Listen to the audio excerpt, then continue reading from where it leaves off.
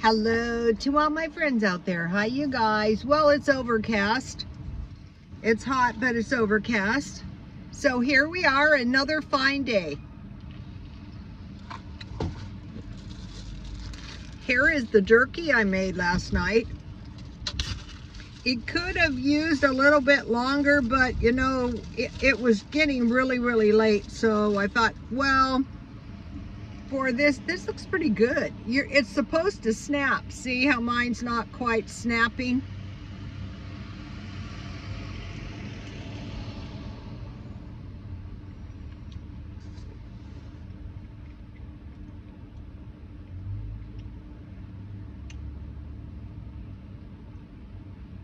This is really good.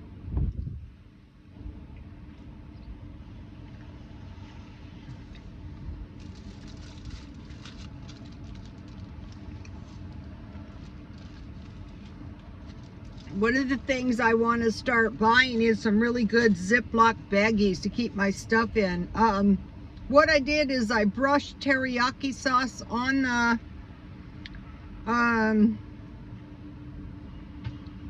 the meat and pepper, and I put it in my dehydrator. If you don't have one, you can get them at the thrift stores. It takes you a while to find one, but eventually someone donates one. They're not that cheap in the thrift stores, but they're a lot cheaper than new. So, okay, I was thinking, which kind of people are going to survive this trade war? Because there's definitely people that are not going to survive. Like the people that died of the COVID, they didn't survive. Another thing is we have these homeless out here in the mountains, and aside from all kinds of bad things that can happen about there, how about like fire? Like how about no water? You know, what does that do to your brain? No proper food. I think what's going to happen is we're going to have walking zombies on our hands. That's what we're going to have. And they're getting younger and younger. I can remember a day when if you saw somebody young sitting on the street in the condition of a street person, that was truancy from school. That has taken a back seat too. So the person that can endure and the person that can adjust, adapt, evolve is going to survive. But if you get in bad enough circumstances, anybody, I don't care who you are, is not going to survive. So one of the things that can help us survive is food storage. So in my car today, I have this, I think I bought this at chicken noodle soup with the flip top.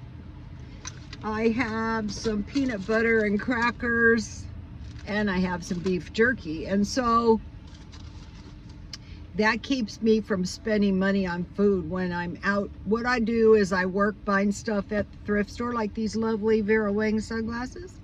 When I'm done with them, I will sell them. Like this lovely Jared Jamar watch. When I'm done with it, I will sell it. Like this lovely bracelet. I won't sell this blouse, it's too short. I won't sell this because my friend brought it back to me from Vietnam, you know, stuff like that. Okay, so now, by being determined to sell your stuff, that's going to give you a little extra money. By being determined to make a little extra money, that's going to give you a little extra money. So now I want to talk to you about food storage. Okay, is it better to do food storage by the day, by the week, by the month, by the 3 months, or by the year? Depends. Okay, I think it was yesterday, I bought 30 cans of food. So say if you're new to food storage or piling or stocking, whatever they want to call it, 1 can of food can feed you for a day, like one of those cans of spaghetti and meatballs, or even a can of soup.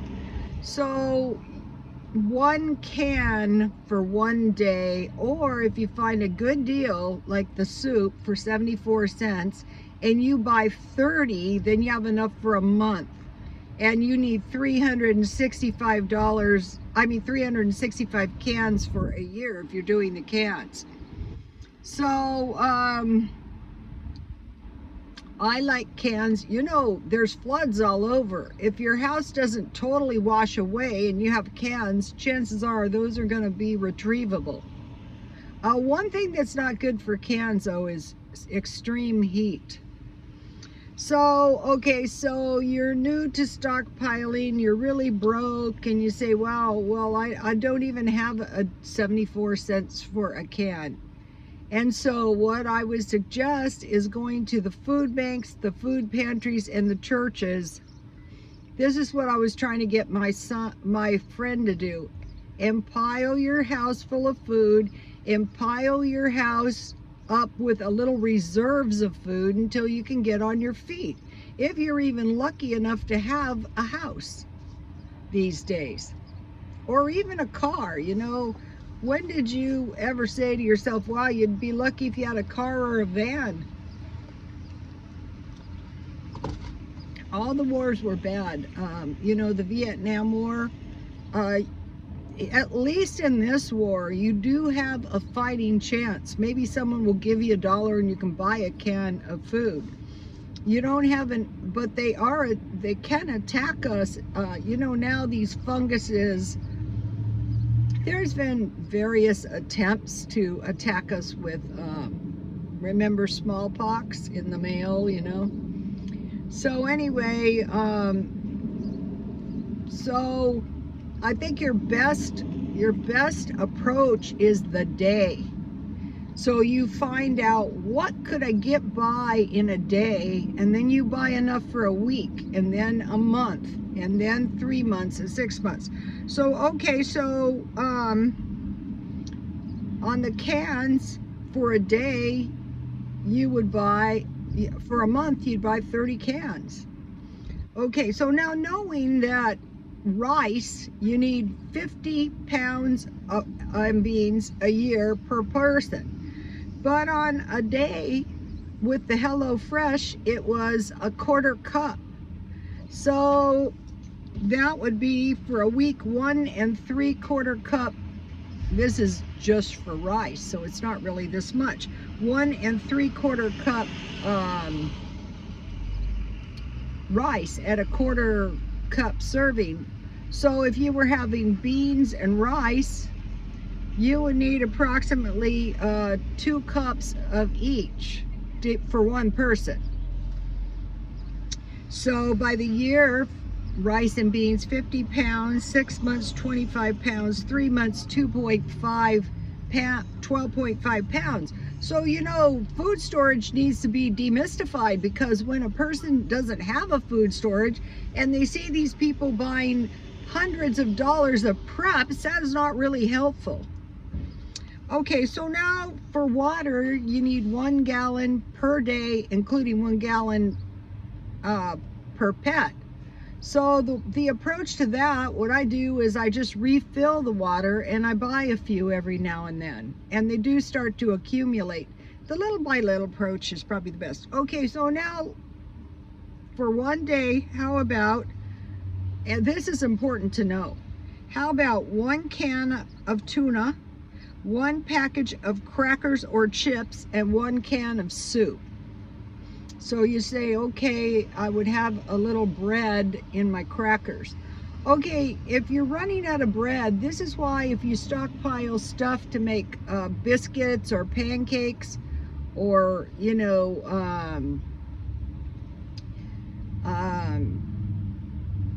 scones, anything like that, you can get by a few days. But I want to talk to you guys about another thing is, if you know for a day, you could survive on a sandwich, a small fruit, and a small vegetable. The vegetables are not as much of a problem because you can grow vegetables in 60 days. So what I'm doing is I'm harvesting all the seeds out of my vegetables and I'm drying them in the window seal. If I was a pot smoker, God forbid, I guarantee you, I would find a way to get some seeds. If I needed alcohol, I would find a way to make yeast and drink that alcohol in a pinch. Okay, so now about bread. So, okay, the trick on bread is you want to find your bread marked down to 50 cents. You know, dollar bread's 50 cents. And a loaf of bread is 22 pieces. That counts heels. And so that is 11 pieces, 11 sandwiches. So you need 3 loaves of bread. Oh, crackers was the other thing. So I find the best crackers are Walmart. The wheat crackers. The saltine wheats, they're only $1. Might as well buy the wheat unless you ever had to eat it. Okay, so now figure like for soda, you can buy the cases of soda pop. The Walmart brand is about $6 for a case, so that'd be about 20 cents a day. That's doable. And then the tea is 100 bags for $1 at Dollar Tree. So that would be I make 4 cups of tea out of 3 tea bags, generally 2 if it's black tea. Okay, so a bag of rice and a bag of beans is doable. And a lot of times you can still find the beans and rice for 50 cents a bag. Okay, so now about fruit. A big bag of raisins, I think it's about $5.99 or $6.99. That's enough for 3 months, depends how many raisins you plan on eating. And then the other, now what's getting expensive is bags of fruit. But we have markets here where you can buy the fruit marked down, and Smart and Final has the meat marked down. I think that's the best thing to do on the meat. But I wanted to go back to by the day. So once you figure out a little menu like sandwich, fruit, and vegetable, so you could have a sandwich with a few raisins and half an apple. I used to feed that to my kid. I used to feed him a meat and cheese sandwich, half a peanut butter sandwich. I put butter, peanut butter, and I lightly dusted it with brown sugar, and then I usually sent him some kind of fruit. So when you start living this way, it's going to be easier for you to survive. Now I want to tell you about some good deals real quick. Okay, Walmart has the bags of chicken, 2.5 pounds for $5. And you get about 15 chicken legs. You know, I think they're pretty good. Aldi's, the large cans of vegetable soup with the spaghetti, which sounds nuts. But the large can is gonna, what I do is I just open them and I keep eating them. I haven't tried that one, but I'm sure it's good. Aldi's also has large cans of the German sauerkraut and applesauce, which I think would be good. Walmart has the large cans of chicken noodle soup for $1.38. Grocery Outlet has the $10 cheese, the Tillamook cheese sliced, $10 reduced to $5. Grocery Outlet has $10 almond butter, $5.99. And then I get the bread marked down at Walmart. They have bread marked down all the time, and also 99-cent only. Now the only place I can find the shelf-stable milk is Dollar Tree for $1. The whole milk. Eggs, Dollar Tree, 8 for $1. 5-ounce cheese. 100 bags of black or green tea, Dollar Tree. Okay, so now for the SpaghettiOs, The lasagna, the beef macaroni, and the macaroni and cheese, the cans are the best price at Walmart, like 87 cents. The canned food is probably the best, like vegetables, tomatoes, Walmart. I think peas are a really good thing to stockpile. Why is it they're putting peas and rice in this vegetarian food they want us to eat? Okay, 16 ounces of orange juice, Dollar Tree. Sardines, potted meat, and Vienna sausages. The best price is Walmart, I think. Okay, now let's see. Is there anything else I want to tell you? No, I think that is good for today. Okay, you guys, please like, comment, and subscribe, and say to yourself, okay, I'm not a psychic, but this is moving in a depression direction. And if there is a depression, how am I going to adapt and survive? For one thing, you're going to know it's coming. You're not going to sit there like Chicken Little and bury your head in the sand and say everything is going to be fine because we're going to space. I mean, when you see people that are little more than teenagers sitting on a street enduring hardship, they say to the end of times, people, you know, people are going to be very insensitive to the other guy. I think I see that already. We have a recall of the governor, you know, Governor Newsom,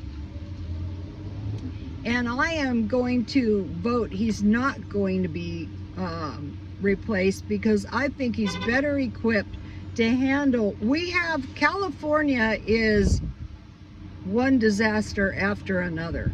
It's really bad. All we need is some clown as the governor of this state right before the giant fires that are coming. Right before the border problems. For all we know, those street people out in the mountains are all illegals. I mean, if they rush the border bad enough, if it gets bad enough, and also, you know, so basically out there is like a giant tent city. Now those spell trouble. Remember up in Seattle? Also out here in California is so expensive. We have a welfare roster that is larger than most states. That's how bad it is. So this is what we're having. So we're living in and amongst this. You know, our young people are basically the walking dead, a lot of them. So, you know, it's no time for fooling around. And, you know, an old lady might actually have a better chance of survival because she'd have Social Security. If anything was to happen and I would start losing my grip, I would move out of California. I would move to Nevada. It's a lot cheaper. I wouldn't move to Arizona. Arizona, everybody I've known who's moved to Arizona has been a disaster. I wouldn't move to Utah. There's terrible floods. Utah is freezing cold. I wouldn't move to Utah. So say to yourself, am I going to sit here and starve or am I going to migrate? Okay, you guys, please like, comment, and subscribe, and God bless you all.